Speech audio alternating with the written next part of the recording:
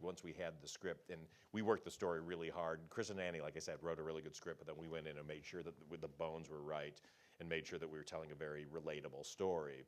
And then we put the comedy on top, and then we got the funny women and cast these women, and then went into a lot of rehearsals where we would read the scenes, and then we'd have them improv versions of the scenes, and then give them different topics to help them discover the characters and to help us flesh out the characters and get them talking, so that it wasn't us saying like, here's how ladies talk. You know, they were really doing it, you know, being funny women talking like women, and always empowering them at any step of the process. If we needed something story-wise, and anybody, you know, especially Kristen and Annie would be like, you know, that wouldn't happen, or a woman wouldn't do that. It's like, okay, cool, help us, tell us how that would work, and you guys, and then we'll kind of work together.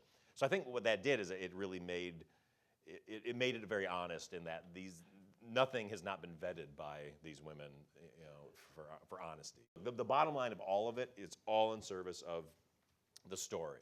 And just because it's a comedy, and this is the mistake that people tend to make when they do comedy, is they think about the comedy first.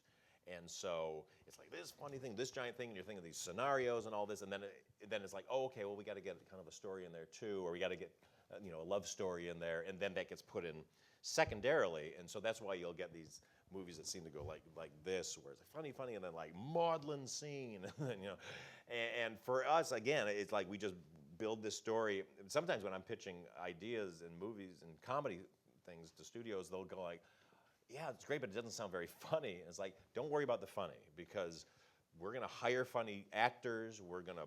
Once we get the story right and you're engaged with that story, it takes the pressure off the comedy. Because if you're engaged with somebody, then you're just gonna enjoy when they're funny more. And it also doesn't force you to just go joke to joke.